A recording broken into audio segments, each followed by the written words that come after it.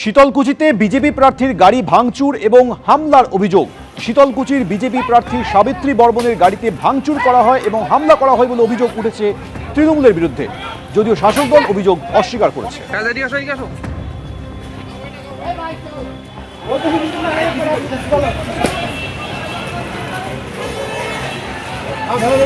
শীতলকুচিতে BJP প্রার্থী গাড়ি ভাঙচুর এবং হামলার অভিযোগ উঠেছে তৃণমূলের বিরুদ্ধে, যদিও তৃণমূল সমস্ত অভিযোগ অস্বীকার করেছে। ঘটনার খবর পেয়ে ঘটনাস্থলে আসে পুলিশ।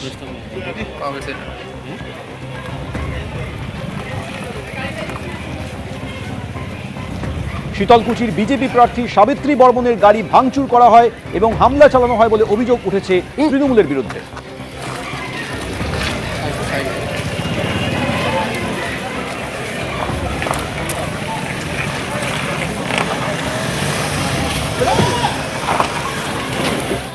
আমরা এদিকে যাচ্ছিলাম, তারপরে দেখি সামনে টিএমসি প্রোগ্রাম আছে, তো আমরা গাড়িতে ওইদিকে ঘুরে আমরা বেরিয়ে যাব, যে আমরা মালিবাগানের রাস্তা হয়ে আমরা বেরিয়ে যাই অন্য রাস্তা হয়ে।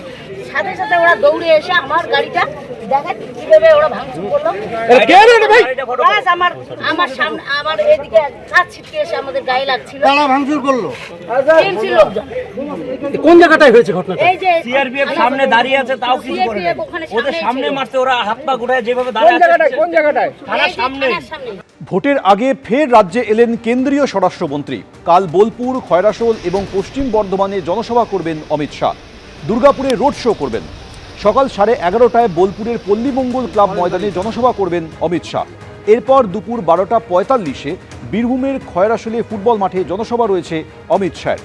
দুপুর 2টোর সময় পশ্চিম বর্ধমানের খান্দ্রা ফুটবল মাঠে তৃতীয় জনসভা করবেন কেন্দ্রীয় স্বরাষ্ট্রমন্ত্রী। এরপর দুপুর 3:30 পশ্চিম বর্ধমানের কালী মন্দির, রাজেন্দ্র প্রসাদ অ্যাভিনিউয়ে রোড শো করবেন কেন্দ্রীয় স্বরাষ্ট্রমন্ত্রী।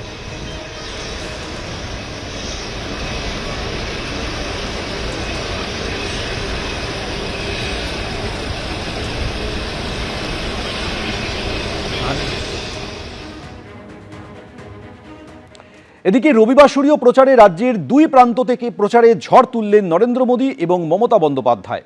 ভয় নয়, ভরসার স্লোগান দিলেন প্রধানমন্ত্রী। পাল্টা দিল্লি দখলের ডাক দিয়েছেন তৃণমূল নেত্রী। নরেন্দ্র মোদীর মুখে এদিন ফের শোনা গিয়েছে হিসেব নেওয়ার কথা, গণতান্ত্রিকভাবে বদলা নেওয়ার কথা বলেছেন মমতা বন্দ্যোপাধ্যায়। আর নয়, আর নয়, ভয় নয়, ভরসা চাই। আগামী দিন দিল্লি আমরা দখল করব। নেতাজি সুভাষচন্দ্রের ভাষায়, চলো দিল্লি চলো, বিজেপি তাড়াও, দেশ বাঁচাও। কেউ ডাক দিচ্ছেন বাংলায় পরিবর্তনের, কেউ বলছেন দিল্লি দখলের কথা। 23 এপ্রিল প্রথম দফার ভোটে লাইনে দাঁড়াবে পশ্চিমবঙ্গবাসী। আর ঠিক 10 দিন প্রচারের পারদ ক্রমশ চড়ছে পশ্চিমবঙ্গে।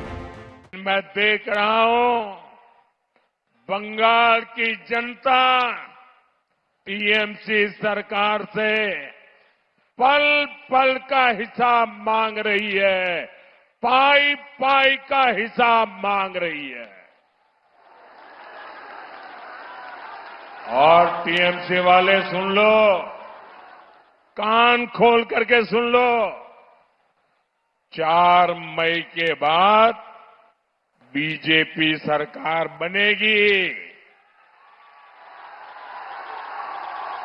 और टीएमसी वालों को 15 साल का पल पल का हिसाब देना पड़ेगा। बीजेपी का मंत्र है सबका साथ, सबका विकास, लेकिन बंगाल में बीजेपी का फॉर्मूला होगा सबका साथ, सबका विकास और टीएमसी के लूटेरों का पूरा पूरा हिसाब। আমরাই জিতবো, তৃণমূলই জিতবে, বাংলায় জিতবে, মা বোনেরা জিতবে, শ্রমিক কৃষক জিতবে, ছাত্র যৌবন জিতবে। কোনো ক্ষমতা নেই আমাদের হারাবার। যতই করো হামলা, এবার হবে বদলা, গণতন্ত্রের বদলা, বাংলা বিরোধী বদলা। সামনেই নববর্ষ, বাঙালির নতুন বছর। এ নিয়ে এদিন শুভেচ্ছা জানান নরেন্দ্র মোদী ও মমতা বন্দ্যোপাধ্যায় দুজনেই। একই সঙ্গে চলে প্রচার আর ভোট প্রার্থনাও। 70 साल में आपने लेफ्ट को मौका दिया, कांग्रेस को मौका दिया, टीएमसी को मौका दिया, अब एक मौका मोदी को दीजिए। इसलिए एक काम आपको और करना है, घर घर जाएंगे, आप जहां भी जाए लोगों से मिले, उनको कहना मोदी जी आए थे और मोदी जी ने परिवार के सबको पोइला बैशाख की शुभकामना भेजी है। নববর্ষ আসছে, নতুন ভোর আসছে, নতুন দিন আসছে, বিজেপিকে বদলা নেবার দিন আসছে গণতন্ত্রের বাক্সে। তাই মনে রাখবেন, আপনার ভোট, এবারের ভোটটা একটু অন্যরকম। আগামী দিন যার ভোটার লিস্টে এখনো নাম আছে, এনআরসিতে আবার যেন বাদ দিতে না হয়, বাংলাকে 3 ভাগ করতে না হয়। এবারের ভোটটা মনে রাখবেন, মরণ বাঁচন লড়াই।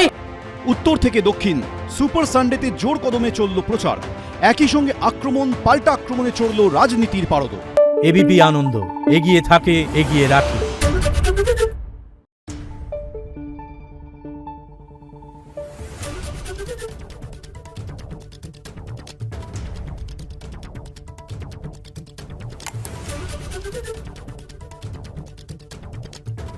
Thank you.